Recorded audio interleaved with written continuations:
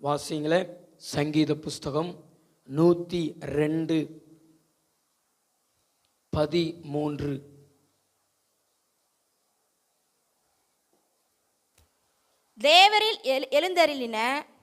தேவரீர் எழுந்தருளி சீயோனுக்கு இறங்குவீர்.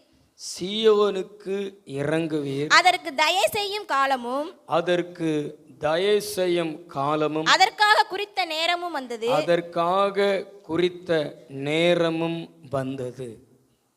ஆண்டவர் நமக்கு சொல்லுகிற வார்த்தை என்ன அப்படின்னா, நமக்கு ஆசீர்வாதத்தை, நன்மைகளை, வெகுமதிகளை கொடுப்பதற்கென்று தேவன் கடந்த நாட்களிலே தீர்மானித்திருந்த அந்த டைம், அந்த நேரம் வந்துவிட்டது என்று சொல்லுகிறார்.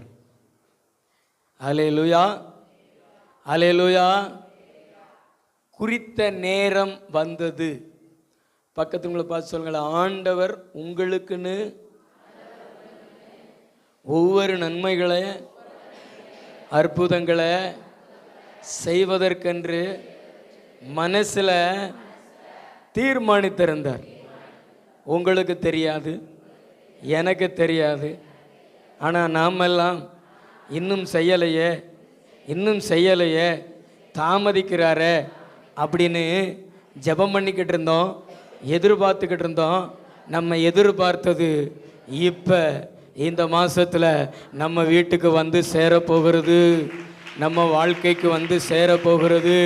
குறித்திருந்த நேரம் வந்துவிட்டது. ஹல்லேலூயா. அந்த குறித்த நேரம் எப்படி வந்தது அப்படின்னா, தேவன் எழுந்தருளி, தேவன் என்ன செஞ்சிட்டாரு? செய்கிறதுக்காக, ஒரு காரியத்தை செய்வதற்காக நம்ம எழுந்திருப்போம் பார்த்தீங்களா? அது மாதிரி தேவனுடைய வல்லமை எழுந்தருளி விட்டது. அடுத்து இரக்கம் நம்ம மேலே, நம்ம குடும்பத்தின் மேலே, நம்ம பிள்ளைகள் மேலே ஆண்டவருடைய இரக்கம் வந்துவிட்டது. அடுத்து தயவு செய்யும் காலம் அதுவும் வந்துருச்சு. இது எல்லாம் சேர்த்து தான் நமக்கு தேவன் குறித்த காலத்தை ஆண்டவர் கொண்டு வந்து விட்டார். அல்லேலூயா. ஆண்டவர் எழுந்தருளினதற்காக நம்ம கர்த்தரை ஸ்தோத்திரம் பண்ணுவோமா? ஆண்டவருடைய வல்லமை எழும்பி விட்டது. உங்கள் கைகளை உயர்த்தி ஸ்தோத்திரம் பண்ணுங்க. நம்முடைய வல்லமை எழுந்தருளினதற்காக ஸ்தோத்திரம் ராஜா. உங்கள் இரக்கம் எங்கள் மேலே, எங்கள் குடும்பத்தின் மேலே இறங்கினதற்காக ஸ்தோத்திரம். உங்கள் தயவு எங்கள் மேலே இறங்கினதுக்காக ஸ்தோத்திரம். குறித்த காலத்துக்குள்ள எங்களை கொண்டு வந்ததற்காக ஸ்தோத்திரம். தேவன் எங்களுக்கு அற்புதங்களை செய்ய போகிறீங்க. நல்ல 2 கையை தட்டி ஆண்டவருக்கு நன்றி சொல்லலாம். குறித்த நேரம் என்பது வேறு வார்த்தைகளையுமே போடப்பட்டிருக்கும். ஏசாயா 60:22 சொல்லப்பட்டிருக்கிறது, சின்னவன் 1000 சிறியவன் பலத்த ஜாதி மாவான், ஏற்ற காலத்தில் தீவிரமாய் நடப்பிப்பேன். அந்த குறித்த காலம் என்பது சரியான நேரம், ஏற்ற வேளை. நமக்கு ஏற்ற வேளை வந்துவிட்டது. இன்னொரு இடத்துல சொல்லப்பட்டிருக்கிறது, அதாவது யோவான் 2:2 கானா ஒரு கல்யாண வீட்டில் திராட்சரசம் குறைவுபட்ட போது இயேசுவின் தாயாராகிய மரியாள் இடத்துல போய் சொல்கிறாங்க. அவங்க இயேசு கிறிஸ்துவனிடத்துல போய் சொல்லுங்கன்னு சொல்கிறாங்க. அப்போ இயேசு கிறிஸ்து மரியாளை பார்த்து, ஸ்திரீயே, உனக்கு எனக்கும் என்ன, என் வேலை இன்னும் வரவில்லை அப்படி சொல்கிறார். அப்போ குறித்த காலம் என்பது தேவனுடைய வேலை, தேவனுடைய டைம். கண்டிப்பாக உங்களுக்கு தண்ணீர் திராட்சரசமாய் மாறி ஒரு சுவை உள்ள ஆசீர்வாதத்தை தேவன் கொடுப்பார். ஏன்னா என் வேலை வந்து விட்டது என்று ஆண்டவர் நம்மளை பார்த்து சொல்லுகிறார். அல்லேலூயா. நல்ல கைத்தட்டி ஆண்டவருக்கு. அதாவது அந்த குறித்த நேரம் வந்தது. அதில் தேவன் ஒரு முடிவையும் துவக்கத்தையும் கொடுக்க போகிறார். நம்முடைய காரியங்களில் சில காரியங்களை தேவன் முடிக்க போகிறாரு, சில காரியங்களை தேவன் துவக்க போகிறார். ஆமென். முதலாவதாக வாசிப்பீங்களா? ஆதியாகமம் புஸ்தகம் 21:1. கர்த்தர் தாம் சொல்லியிருந்தபடி கர்த்தர் தாம் சொல்லியிருந்தபடி சாராளின் பேரில் கடாட்சமானார். சாராளின் பேரில் கடாட்சமானார். கர்த்தர் தாம் உரைத்தபடியே கர்த்தர் தாம் உரைத்தபடியே சாராளுக்கு செய்தருளினார். சாராளுக்கு செய்தருளினார். ஆபிரகாம் முதிர் வயதா இருக்கையில் சாராள் கர்ப்பவதியாகி தேவன் குறித்திருந்த காலத்திலே தேவன் குறித்திருந்த காலத்திலே அவனுக்கு ஒரு குமாரனை பெற்றாள். அவளுக்கு ஒரு குமாரனை பெற்றாள். ஆபிரகாமுக்கு ஒரு குமாரனை பெற்றாள். ஆண்டவருடைய வார்த்தை சொல்லுகிறது, உங்களுக்கு சொல்லி இருந்ததை தேவன் செய்ய போகிற காலம் வந்துவிட்டது. தேவன் உங்களுக்கு சொல்லி இருந்தாரா? பக்கத்துல பார்த்து சொல்லுங்களேன், தேவன் உங்களுக்கு சொல்லி இருந்தாரா? எத்தனை பேருக்கு சொல்லி இருக்கார்? தரிசனத்தின் மூலமாகவோ அல்லது வாக்குத்தத்தத்தின் மூலமாகவோ நீங்கள் எதிர்பார்த்த நன்மைகள், நீங்கள் ஜெபித்த காரியங்கள், இதை குறித்து தேவன் எத்தனை பேரிடத்துல சொல்லி இருக்கிறார்? உங்கள் கைகளை உயர்த்தி காமிங்க. எல்லாருக்குமே சொல்லியிருக்கிறார். உங்களுக்கு சொல்லலையா? அப்போ கையை உயர்த்தி காமிங்க. நல்ல கையை உயர்த்திங்க விசுவாசத்தோடு. தேவன் உங்களுக்கு சொல்லி இருந்ததை செய்ய போகிற குறித்த காலம் என்ன செஞ்சிருச்சு? வந்துருச்சு. ஆபிரகாமுக்கு ஆண்டவர் சொல்லி இருந்தாரு, உனக்கு ஒரு குமாரனை தருவேன், சாராளுக்கும் உனக்கும் ஒரு குமாரனை தருவேன், அவர்கள் மூலமாக சந்ததி விளங்கும் அப்படி சொல்லி இருந்தார். ஆனால் வாக்குத்தத்தம் சொல்லப்பட்டவைகளாய் இருந்தது. வருஷங்கள் ஆகிக்கொண்டே போனது. சரீரமும் செத்து போயிருச்சு. ஆசீர்வாதம் கிடைப்பதற்கு, அற்புதம் நடப்பதற்கு எந்த அடையாளமும் அறிகுறியும் இல்லை. அதாவது யோசித்து பார்த்தால் நடக்கக்கூடாத காரியங்கள் தான். ஆனால் நம்ம வாழ்க்கை எந்த சூழ்நிலையில் போனாலும், எப்படி தலைகீழ போனாலும், நம்ம வாழ்க்கையில் தேவன் சொல்லியிருந்த காரியங்கள் நடப்பதற்கு வாய்ப்பே இல்லாமல், சாத்தியமே இல்லாமல் போனாலும், தேவன் குறித்த காலத்தில் உங்களுக்கு சொன்னதை கண்டிப்பாக செய்து முடிச்சிருவாரு. அல்லேலூயா. நல்ல கைத்தட்டி ஆண்டவருக்கு நன்றி சொல்லுங்க. உலகம் மாறினாலும், காலங்கள் மாறினாலும், உங்களுடைய பொருளாதார நிலை மாறினாலும், உங்கள் சரீரத்தில் நிலைகள் மாறினாலும், தேசத்தில் இருக்கக்கூடிய சூழ்நிலைகள் மாறினாலும், அதெல்லாம் ஆண்டவருக்கு தடை இல்லை. அவர் வேலை வரல, அதனால தான் இதுவரைக்கும் உங்களுக்கு தாமதம்.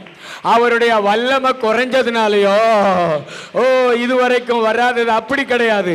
அவருடைய வல்லமை மாறவே மாறாது. இயேசு கிறிஸ்து நேற்றும் இன்றும் என்றும் மாறாதவராக இருக்கிறார். அவருடைய வல்லமை குறைஞ்சு போகல. அப்படி என்றால் ஏன் இதுவரைக்கும் நன்மை எனக்கு வரல அப்படின்னா, ஆண்டவர் உனக்குன்னு குறித்திருந்த அந்த நேரம் வரணும்ல, அதைத்தான் கர்த்தர் எதிர்பார்த்துக்கிட்டே இருந்தாரு. உன் வேலை வரும் பொழுது, உன் நேரம் வரும் பொழுது, உனக்கு குறித்த நேரம் வரும் பொழுது, கண்டிப்பா நீ நினையாத நேரத்தில் அது உன் சரீரத்தில், உன் வாழ்க்கையில், உன் குடும்பத்தில் வரும்.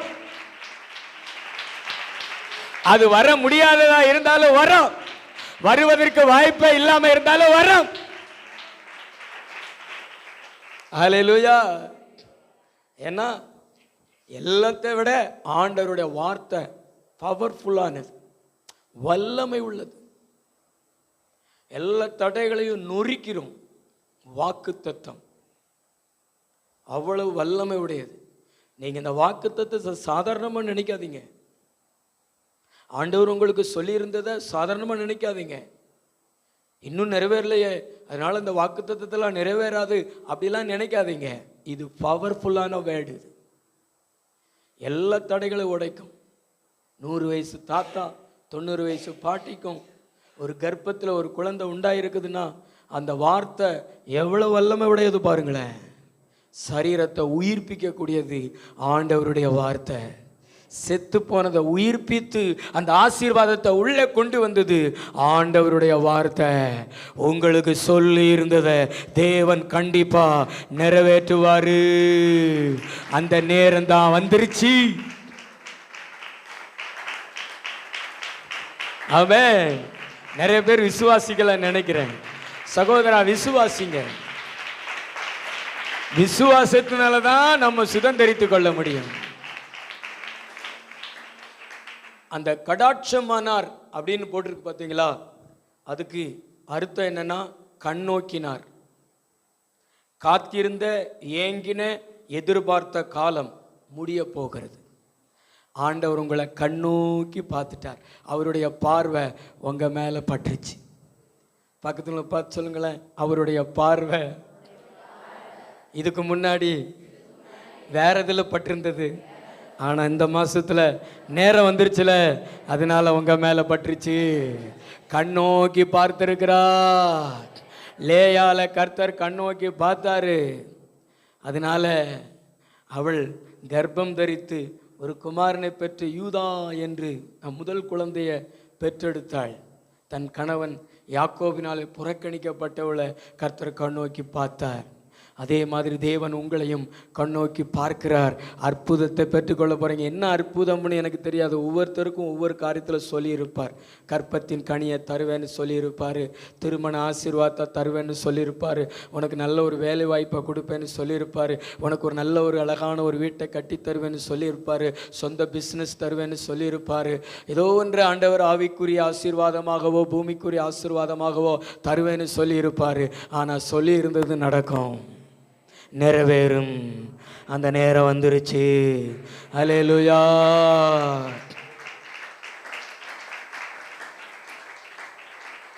ரெண்டாவது ஒரு காரியத்தை வாசிங்க. யாத்ராகமம் புஸ்தகம் 12:41. 430 வருஷம் முடிந்த 430 வருஷம் முடிந்த அன்றைய தினமே கர்த்தருடைய சேனைகள் எல்லாம் எகிப்து தேசத்திலிருந்து புறப்பட்டது. ஏன் இந்த வருஷத்தை குறிப்பிட்டு பரிசுத்த ஆவியானவர் சொல்றாரு? 430 வருஷம் முடிந்தவுடனே மோசையின் தலைமையில் இஸ்ரவேல் ஜனங்கள் எகிப்து தேசத்திலிருந்து, உபத்திரவத்திலிருந்து, அடியிலிருந்து, அடிமைத்தனத்திலிருந்து, வலியிலிருந்து வெளியேறினார்கள், விடுதலையை பெற்றார்கள். தேவன் குறித்திருந்த காலம் 400 ஆண்டு. கஷ்டத்துக்கு, கண்ணீருக்கு, உங்க வாழ்க்கையிலையும் ஆண்டவர் கஷ்டத்துக்கு, கண்ணீருக்கு ஒரு முடிவு உண்டாக்குவதற்கு தேவன் குறித்திருந்த காலம் முடிந்து விட்டது. அல்லேலூயா.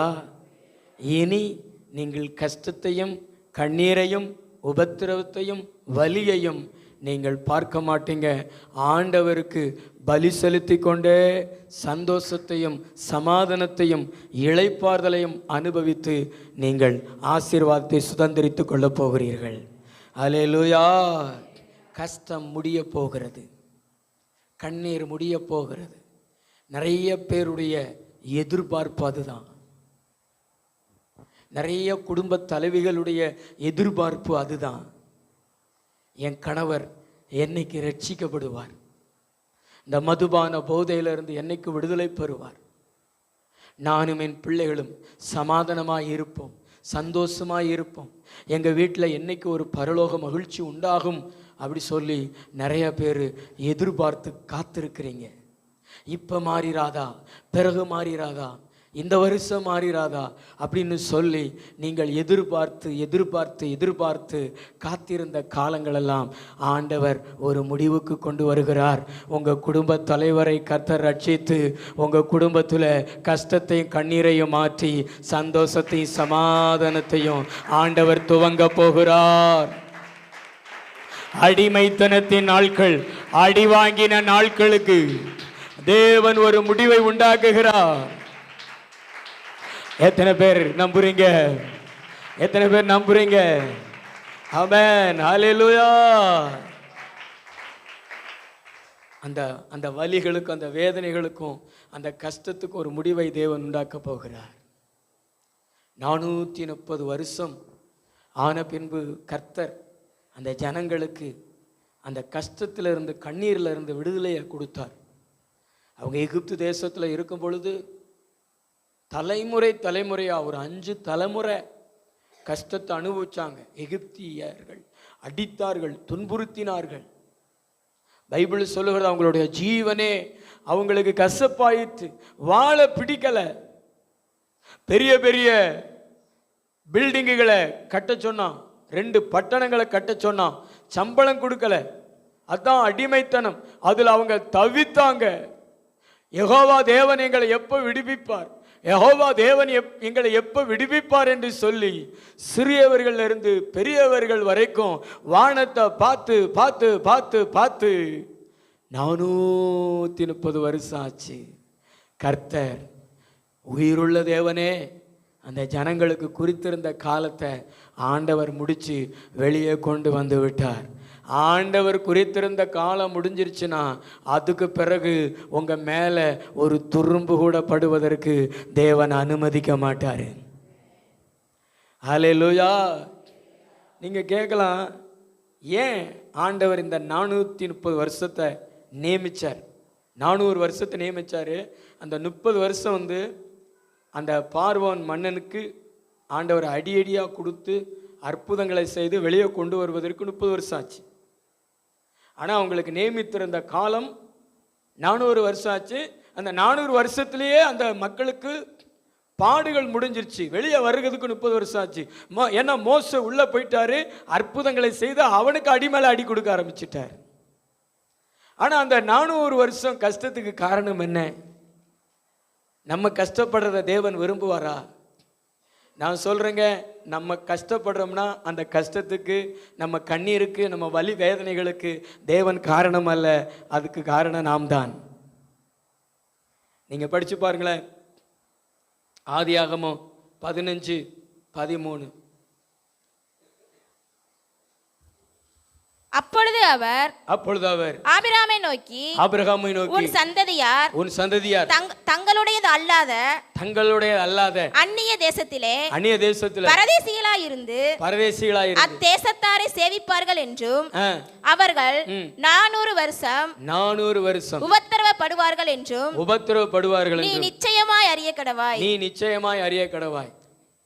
ஆண்டவர் நியமிச்சார். எத்தனை வருஷம்? நான் சொல்றது நல்ல கவனிங்க. நம்முடைய தேவன் நல்ல தேவன். அவரை நம்ம உண்மையாக, அவரை பயபக்தியோடு நம்ம ஆராதிக்கணும்.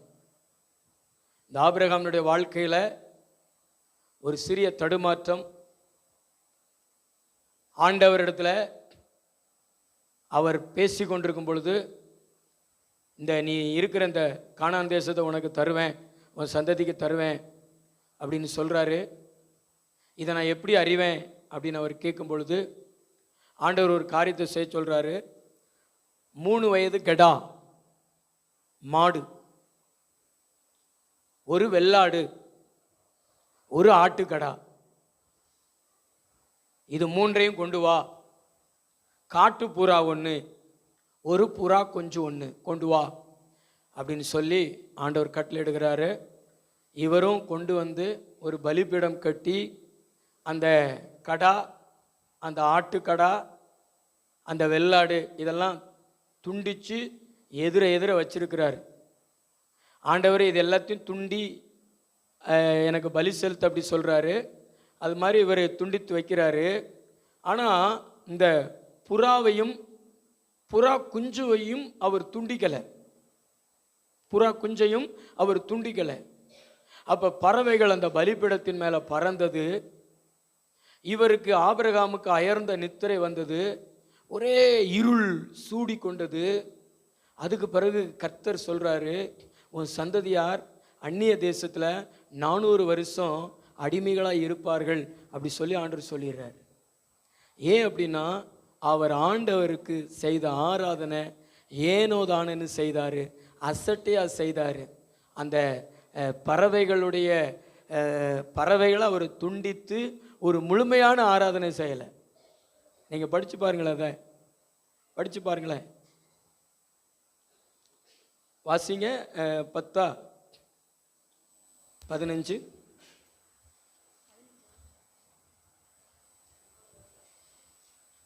ஆதியாகமும் 15. அதற்கு அவர் 3 வயது கிடாரியையும் 3 வயது வெள்ளாட்டையும் 3 வயது ஆட்டுக்கடாவையும் ஒரு காட்டு புறாவையும் ஒரு புறா குஞ்சியையும் என்னிடத்தில் கொண்டு வா என்றார்.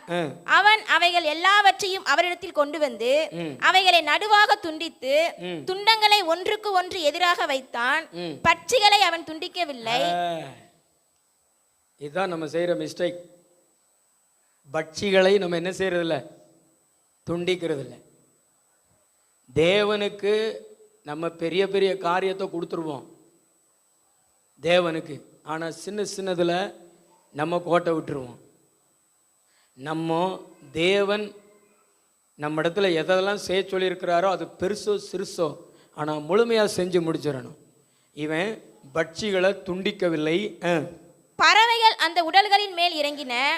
எது இறங்கிருச்சு? கர்த்தர் ஆவியானவர் இறங்கணும், சுகந்த வாசனையா ஏற்றுக்கொள்ளணும். நோவாவின் ஆராதனையை போல ஆண்டவர் சுகந்த வாசனையா ஏற்றுக்கொள்ளணும். ஆனா இங்க எது இறங்கிச்சு? பட்சிகள், பறவைகள் வந்துருச்சு. அவைகளை ஆபிரகாம் துரத்தினான். சூரியன் அஸ்தமிக்கும் போது ஆபிரகாமுக்கு அயர்ந்த நித்திரை வந்தது. திகிலும் காரிருளும் அவனை மூடிக்கொண்டது. அப்பொழுது அவர் ஆபிரகாமை நோக்கி, உன் சந்ததியார் தங்களுடையது அல்லாத அந்நிய தேசத்திலே பரதேசிகளாய் இருந்து அத்தேசத்தாரை சேவிப்பார்கள் என்றும் அவர்களால் 400 வருஷம் உபத்திரவப்படுவார்கள் என்றும். உபத்திரவத்துக்கு காரணம் நம்ம தாங்க. பக்கத்துல பார்த்து சொல்லுங்களேன், உங்க உபத்திரவத்துக்கு காரணம் நம்ம தான். உங்க கண்ணீருக்கு காரணம் நீங்க தான். நான் சொல்றது எத்தனை பேர் ஆமேன்னு சொல்லுவேங்க? ஆனா ஆண்டவர் சொல்றாரு, அவர் நியமித்திருந்த அந்த காலத்தை முடிச்சுட்டு இனி உனக்கு கண்ணீரும் கிடையாது, கஷ்டமும் கிடையாது, வேதனையும் கிடையாது, உபத்திரம் கிடையாது. இனி உனக்கு சந்தோஷமும் சமாதானமும் தான். ஆண்டவர் அந்த குறித்திருந்த காலத்தை ஆண்டவர் முடிச்சிட்டார். நல்ல கை தட்டி ஆண்டவருக்கு நன்றி சொல்லு. நல்ல 2 கையை தட்டி ஏசப்பா. கஷ்டம் வந்து எல்லாருக்கும் ஒன்று போல வர்றதில்லையே. ஒரு சிலருக்கு மட்டும் ஏன் கஷ்டம் வருதுன்னா அந்த கஷ்டத்துக்கு காரணம் அவங்க தான். ஆபிரகாம் மாதிரி ஏதாவது ஆண்டவருக்கு செய்ய வேண்டிய காரியத்தில் அசட்டையாக செய்கிறது, பெருமைக்கு இடம் கொடுக்கறது, அந்த மாதிரி காரியங்களில் அவங்க கோட்டை விட்டுறதுனால தான் அந்த கஷ்டங்களும் கண்ணீர்களும் ஒரு குறிப்பிட்ட காலத்திற்கு நியமிக்கப்பட்டு விடுகிறது. ஆனால் கர்த்தர் நம்ம ஜெபத்தை கேட்டு அந்த குறித்த காலத்திற்குள்ளே அதை முடித்து நம்மளை இளைப்பாறுதலுக்குள்ளே தேவன் நடத்துகிறார். கஷ்டத்தை முடிக்க போகிறார், கண்ணீரை முடிக்க போகிறார். அடி, வலி, வேதனை எல்லாத்துக்கும் ஒரு முடிவு. நம்புறீங்களா? நம்புனீங்கன்னா கை வைத்து ஒரு ஆமேன்னு சொல்லுங்களேன். நிச்சயமா சாட்சி சொல்லுவீங்க, கர்த்தர் என் கணவரை மாற்றிட்டார், என் கணவர் ரட்சிக்கப்பட்டார், என் கணவருடைய பேச்சில் ஒரு மாற்றம் இருக்குதுன்னு நீங்கள்லாம் சாட்சி சொல்ல தேவன் கிருபை தருவார். விசுவாசிக்கிறீங்களா? உங்கள் குடும்பத்தில் சண்டைகள் இல்லாத ஒரு குட்டி பரலோகத்தை உங்கள் வீட்டில் நீங்கள் பார்க்க போகிறீங்க. ஆமென். விசுவாசம் இருக்குதா?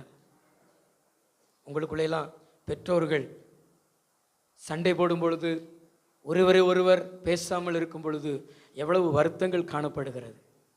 ஆலயத்தில் வந்து அழுது ஜெபிக்கிறீர்களே, கர்த்தர் உங்களுக்கு அற்புதங்களை செய்ய போகிறார். அல்லேலூயா, அல்லேலூயா. 3வது ஒரு காரியத்தை வாசிங்க. 1 பேதுரு 5வது அதிகாரம் 5வது வசனம். அந்தப்படி இளைஞரே மூப்பருக்கு கீழ்ப்படியுங்கள். மூப்பருக்கு கீழ்ப்படியுங்கள். நீங்கள் எல்லாரும் ஒருவருக்கொருவர் கீழ்ப்படிந்து மனத்தாழ்மையை அணிந்து கொள்ளுங்கள். பெருமை உள்ளவர்களுக்கு தேவன் எதிர்த்து நிற்கிறார். தாழ்மை உள்ளவர்களுக்கோ தேவன் கிருபை அளிக்கிறார். ஆகையால் ஏற்ற காலத்திலே சொல்லுங்கள் அந்த வார்த்தைய, ஏற்ற காலத்திலே தேவன் உங்களை உயர்த்துவதற்கென்று நியமித்த காலம் வந்துவிட்டது. அல்லேலூயா. சொல்லுங்களேன், எல்லாரும் சொல்லுங்களேன், ஏற்ற காலத்திலே. வாசிங்களேன். ஏற்ற காலத்துல தேவன் உங்களை உயர்த்தும்படிக்கு தேவன் உங்களை உயர்த்த போகிறார். அவருடைய பலத்த கைக்குள் நீங்கள் அடங்கி இருங்கள். ஆண்டவர் யோசேப்புக்கு உயர்வுக்கென்று ஒரு காலம் வச்சிருந்தார். நம்முடைய தேவன், நான் சொல்றத கவனமா கேளுங்க, நமக்கு ஆயத்தப்படுத்துகிற ஒன்று எது தெரியுமா? உயர்வு. நம்முடைய உயர்வுக்கான திட்டத்தை அவர் ஆயத்தப்படுத்துகிறவர். நீங்க அவரை நம்பும் பொழுது, நீங்க அவருடைய சமூகத்தில் ஆராதிக்கும் பொழுது, நீங்க அவரை ஆராதிப்பீங்க, அவர் உங்களுடைய உயர்வுக்கான திட்டத்தை ஆயத்தப்படுத்துவார். 17 வயசு யோசேப்புக்கு. அப்ப ஆண்டவர் 2 சொப்பனம் கொடுத்தார். அந்த 2 சொப்பனமும் என்ன சொப்பனம் அப்படின்னா, உயர்வுக்கான தரிசனம், உயர்வுக்கான சொப்பனம். ஆனா நிறைவேறுவதற்கு எந்த வாய்ப்புமே இல்லை. ஆனா அவனுக்கு கிடைச்சது எத்தனை வயசுல? நீ கழுத்துல டாக்டர் போடுவாங்க பார்த்தீங்களா, அதை உன் கண்ணில் ஆண்டவர் காமிக்கிறாரு. இப்போ வயசு எத்தனை?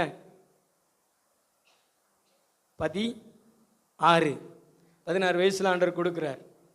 ஆனால் இப்பயே அதை ஆண்டவர் நிறைவேற்ற மாட்டார். ஆனால் ஒரு நாள் இந்த காட்சி நிறைவேறுகிறத இந்த மகளும் மற்றவர்களும் பார்ப்பதற்கு தேவன் கிருபை செய்வார். அதுதான் உயர்வுக்கான திட்டம்.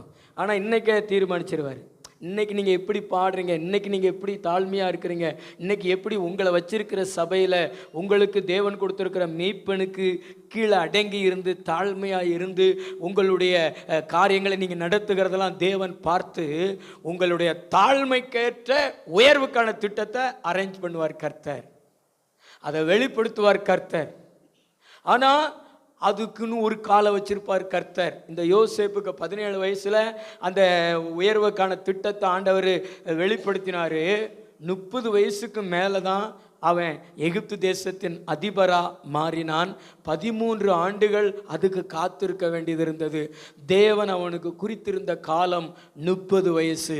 அதே மாதிரி உங்களுடைய உயர்வுக்கன்று, உங்களுடைய மகிமைக்கன்று, உங்களுடைய மேன்மைக்கன்று தேவன் குறித்திருந்த காலம் நிறைவேறிவிட்டது. இந்த மாசத்துல நீங்கள் உயர்த்தப்படுவீர்கள், உயர்வை காண்பீர்கள், மேன்மையை காண்பீர்கள். ஏன்னா ஏற்ற காலம் வந்து விட்டது. எதுல உயர்த்தப்படுவீங்கன்னு எனக்கு தெரியல, ஆனா நீங்க கண்டிப்பா உயர்த்தப்படுவீங்க. ஆமென். விசுவாசிக்கிறீங்களா? உங்க வேலையில உயர்த்தப்படலாம். ஏதோ ஒரு விதத்தில் நீங்க உயர்வை பார்ப்பீங்க, உயர்வை சந்திப்பீங்க, உயர்வில் உட்கார வைக்கப்படுவீங்க, உயர்வுக்கான படிக்கட்டில் போய் உட்காருவீங்க.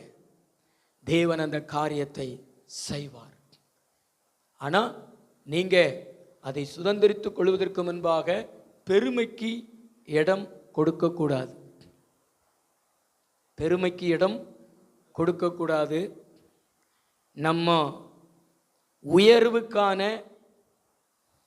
ஒரு திட்டத்தை தேவன் ஆயத்தப்படுத்துகிறதற்கு அதற்கான பிளேஸாக தேவன் மனதை வைத்திருக்கிறார். மனதை, மைண்ட். அதனால தான் இங்கே போட்டிருக்கிறது, மனத்தாழ்மையை அணிந்து கொள்ளுங்கள். வாலிபர்கள் எல்லாம் எதை அணிந்து கொள்ள வேண்டும்? மனத்தாழ்மையை அணிந்து கொள்ளணும். இன்னைக்கு ஆண்டவர் சின்ன சின்ன ஆசீர்வாதங்களை கொடுத்துருப்பாரு. இதை வச்சே நீங்கள் பெருமைக்கு இடம் கொடுக்கக்கூடாது.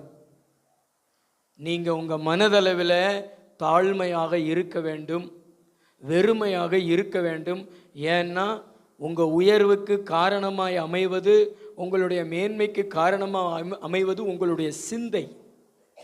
அதனால தான் அப்போஸ்தலனாகிய பவுல் பிலிப்பியருக்கு எழுதும் பொழுது கிறிஸ்து இயேசுவில் இருந்த சிந்தை உங்களிலும் இருக்க கடவுதுன்னு சொல்றாரு. சாத்தானுடைய சிந்தை உயர்வுக்கு தடை, அதான் பெருமை. இன்னைக்கு நிறைய பேர் மனசுல பெருமைக்கு இடம் கொடுக்குறாங்க. பெருமைக்கு இடம் கொடுக்காதீங்க, தாழ்மைக்கு இடம் கொடுங்க. தாழ்மைக்கு இடம் கொடுக்குறவங்க யாரு? மனதில் தாழ்மை அணிந்திருக்கிறவங்க யாரு அப்படின்னா கீழ்ப்படுகிறவங்க, அடங்கி இருப்பாங்க. அடங்கி இருக்கிறதுனா அவங்க கரத்தை விட்டு வெளியே போக மாட்டாங்க, அவங்களுக்குள்ளே இருப்பாங்க, கீழ்ப்படிவாங்க. மேய்ப்பனுக்கு, போதகருக்கு, சபைக்கு கீழ்ப்படிவாங்க. எதிர்த்து பேச மாட்டாங்க, கீழ்ப்படியாமல் இருக்க மாட்டாங்க, ஓட மாட்டாங்க, அடங்கி இருப்பாங்க. அப்படியெல்லாம் இருந்தீங்கன்னா உங்களுடைய உயர்வை நீங்கள் சுதந்திரித்துக் கொள்வீர்கள். கைகளை ஒரு தலையில சொல்லுவோமா? பக்கத்துங்களை பார்த்து சொல்லுங்கள், அது ரொம்ப கடினமானது தான் தாழ்மையாக இருப்பது. கை பிடிச்சி சொல்லுங்களேன், தாழ்மையாக இருப்பது அது ஆண்களுக்காக இருந்தாலும், பெண்களுக்காக இருந்தாலும், பிள்ளைகளுக்காக இருந்தாலும், அது தாழ்மையாக இருப்பது ரொம்ப கடினம். ஏன் தெரியுமா? நீ மற்ற இடத்துல கீழ்ப்படிவ, அரசாங்கத்துக்கு கீழ்ப்படிவ, போலீஸுக்கு கீழ்ப்படிவ, ஆசிரியருக்கு கீழ்ப்படிவ, முதலாளிக்கு கீழ்ப்படிவ. ஏன்னா அங்கெல்லாம் சில ஆதாயங்கள் அல்லது சில பாதிப்புகள் உனக்கு உண்டாகும். இப்போ காவல்துறைக்கு கீழ்ப்படியலைன்னா அடியை போட்டுவாங்க, ஆசிரியருக்கு கீழ்ப்படியலைன்னா ஒரு பாதிப்பு வரும், முதலாளிக்கு கீழ்ப்படியலைன்னா நஷ்டம் வரும்.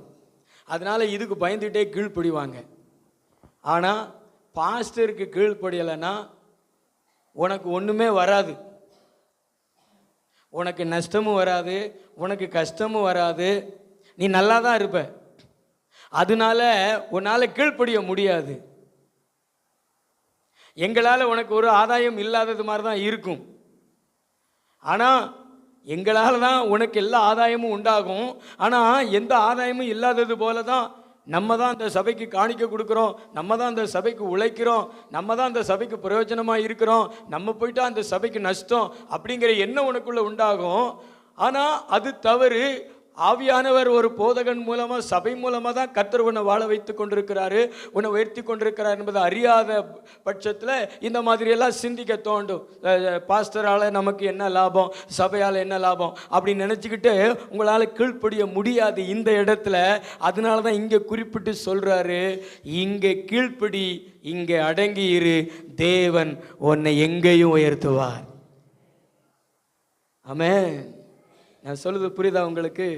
இங்கே அடங்கி இரு, அங்கே உயர்த்துவார் தேவன். யோசேப்பை பார்வோனுக்கு முன்னாடி உயர்த்தினாரா? பார்வோன் ஆச்சரியப்பட்டு அவன் சொன்ன வார்த்தை, தேவர்களை பெற்ற இவனை போல வேறொருவன் இல்லை அப்படின்னு. கர்த்தர் எப்படி நம்மளை உயர்த்துவார்னா, உனக்கு கொடுத்துருக்கிற ஞானத்தையும், உனக்கு கொடுத்துருக்கிற அறிவையும், உனக்கு கொடுத்துருக்கிற கிருபையும் உலகத்தில் வேற எவனுக்கு கொடுக்க மாட்டார். உன்னைத்தான் ஃபஸ்ட்டு வச்சிருப்பார். கர்த்தர் உன்னை மேலே வச்சு உன்னை உயர்த்துவார். மற்றவங்களுக்கு சமமா உன்னை போலவே அவனை போலவே அப்படி இருக்காது. இவனை போல ஒருவனும் இல்லை அப்படின்னு சொல்கிற அளவுக்கு தேவன் உனக்கு ஞானத்தையும் கிருபையும் தருவார். நம்பர் 1 வச்சு கர்த்தர் உன்னை உயர்த்துவார். அல்லேலூயா. ஆனால் தரிசனம் நிறைவேறுவதற்கு நீங்கள் தாழ்மையாக இருக்கணும். ஆனால் உயர்வுக்கான வழி திறந்துருச்சு சகோதரா. தீர்க்க தரிசனமாக கர்த்தர் வந்துட்டு சொல்கிறாரு, நீ இதை விசுவாசி, இதை சொல்லி ஜெபிச்சுக்கிட்டே இரு, இந்த மாதம் முடிவதற்குள்ள ஒரு உயர்வில் நீ உட்காந்துருவ. ஆமென். அடுத்த ஒரு வசனத்தை வாசிப்பீங்களா? சங்கீதம் 102:15.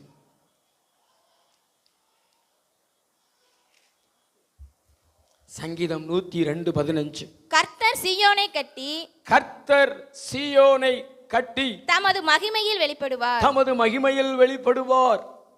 இடிந்து போன வாழ்க்கையை கட்டும் பொழுது நமக்கு மகிமை உண்டாகும். சீயோன் என்பது சபை, சீயோன் என்பது மக்கள், சீயோன் என்பது தேவ ஜனம்.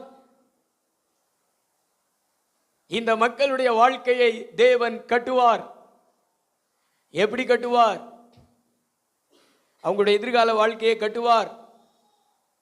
வாழ்க்கை துணையை கொடுத்து குடும்பத்தை கட்டுவார்.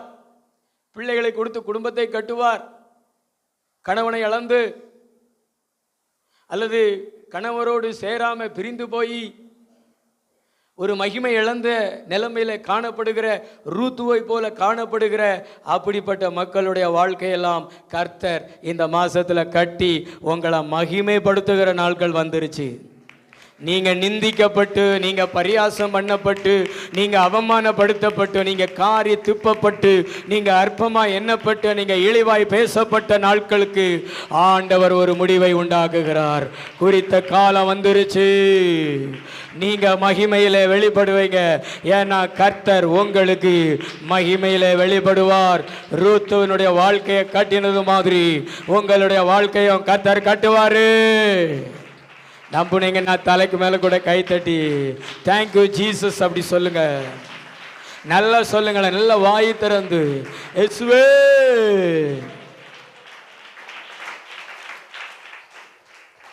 இடிந்து போகிற நிலைமையில் இருக்கிற வாழ்க்கையை இடியாமல் காப்பார், மகிமைப்படுத்துவார்.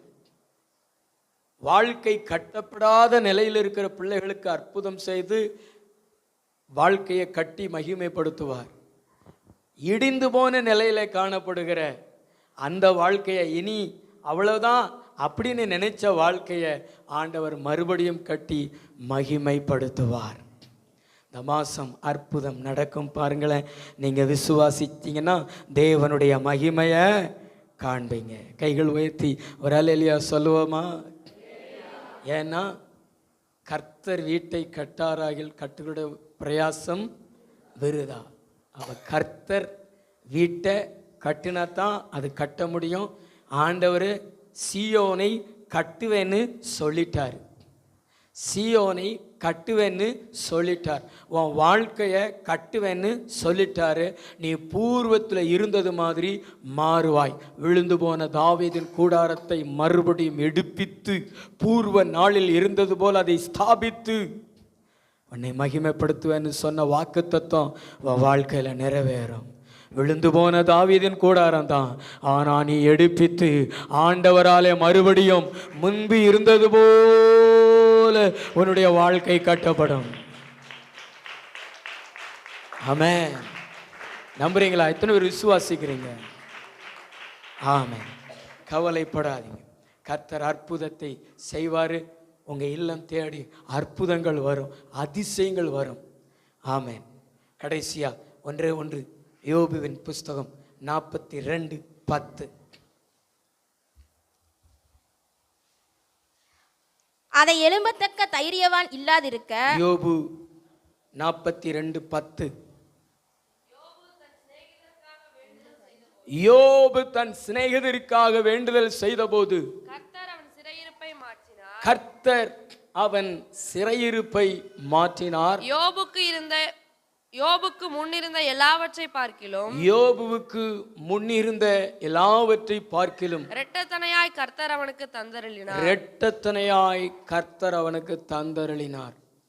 சோதனைக்கென்று ஆண்டவர் வைத்திருந்த நாட்கள் முடிந்து ஆசீர்வாதத்தை துவங்குவதற்கு, ஆசீர்வாதத்தின் நாட்களை துவங்குவதற்கு குறித்த காலம் வந்தது.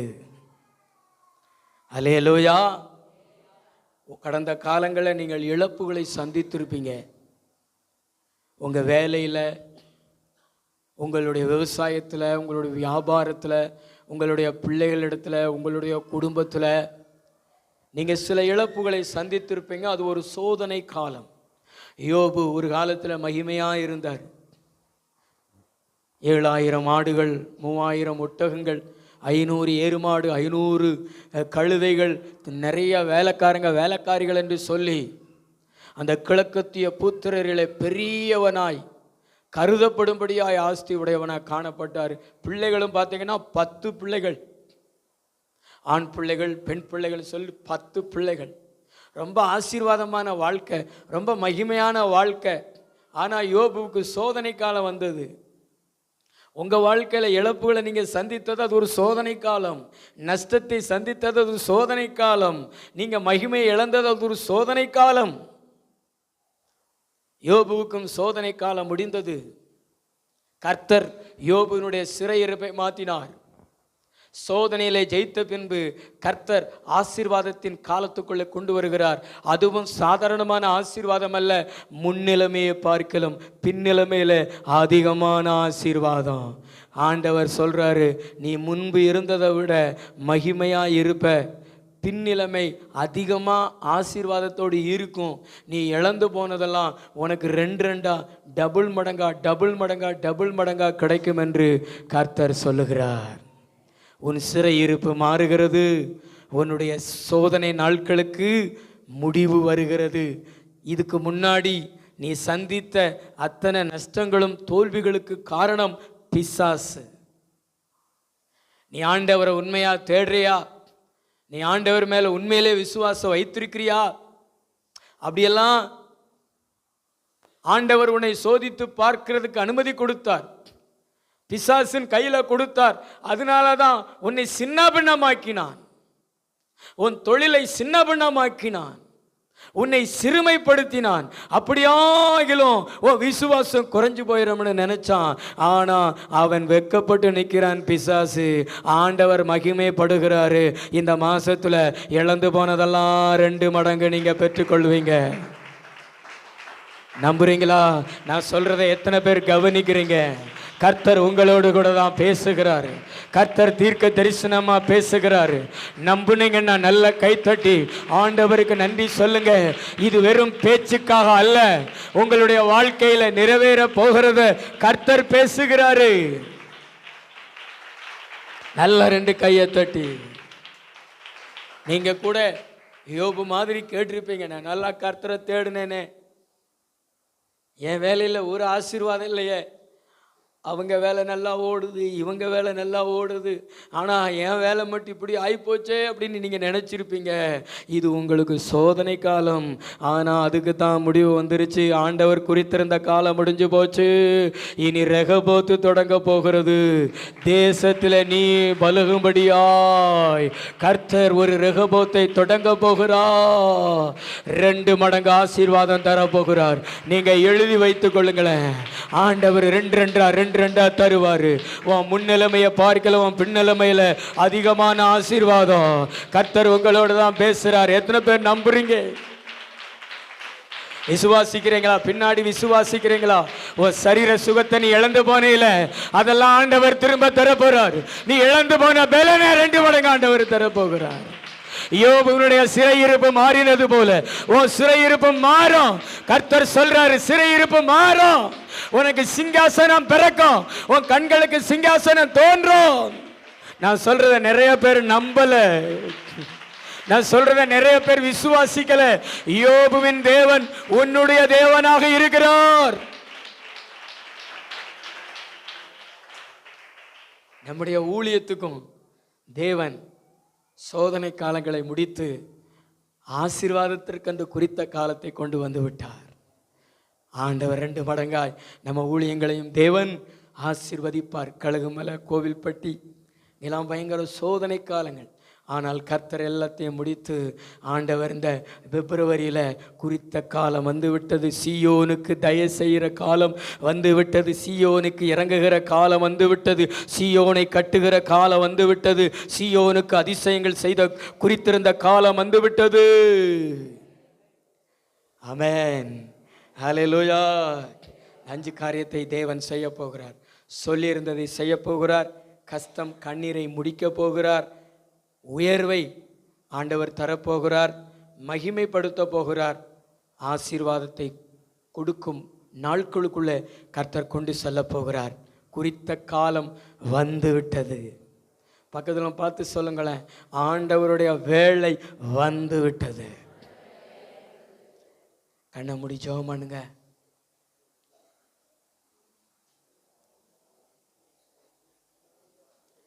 வலது கரத்தை உயர்த்தி, இயேசுவே, இந்த மாசத்துல உனக்கு அற்புதம் நடக்கும் மகளே. உன் சுகவாழ்வு துளிர்க்கும் என்று கர்த்தர் சொல்றார். உன் பிள்ளைகளுக்கு அற்புதம் நடக்கும். உன் பிள்ளைகளுடைய வாழ்க்கையை கட்டுவேன், நான் மகிமைப்படுத்துவேன். நம்புறீங்களா? இந்த வசனங்கள் மூலமா எத்தனை பேர்கிட்ட பேசினார் ஏசப்பா? 2 கை கூட உயர்த்தி, நீங்க வாலிப பிள்ளைகளா இருந்தாலும் உயர்த்தி காமிங்களே. செய்வார் மகளே, கலங்காத. உன் கண்ணீரை தொடச்சுக்கோ, உன் கண்ணீரை தொடச்சுக்கோ. உன் வீடு கட்டப்படும், உன் வாழ்க்கை கட்டப்படும், உன் கடன்கள் அடைக்கப்படும். உனக்கு தயவு வந்து விட்டது, உனக்கு இரக்கம் பெருகிருச்சு. சாராள் பேரில கண்ணோக்கமான தேவன் உன்னையும் கண்ணோக்கம் ஆயிட்டாரு, உன் மேல கண்ணை வச்சிட்டாரு.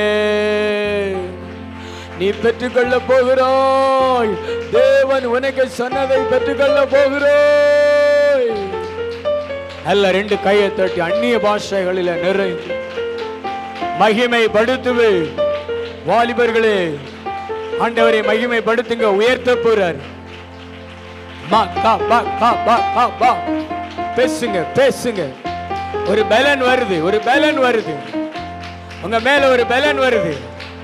இந்த ஜெபத்துல முடிவுல அந்த பலனை பெற்றுக்கொள்ளுங்க, பெற்றுக்கொள்ளுங்க. பலன் வருது, பலன் வருது.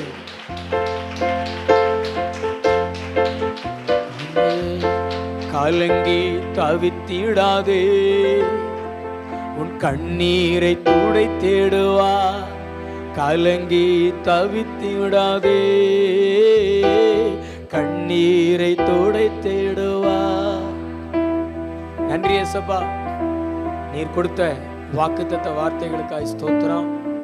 அதிகாலையில குளிர்ல தூக்கத்தை விட்டு எழுந்து ஓடி வந்து உம் சமூகத்தில் இவ்வளவு நேரம் அமர்ந்திருந்த உம்முடைய பிள்ளைகள் மேல உம்முடைய பிரியம் இருப்பதாகவா.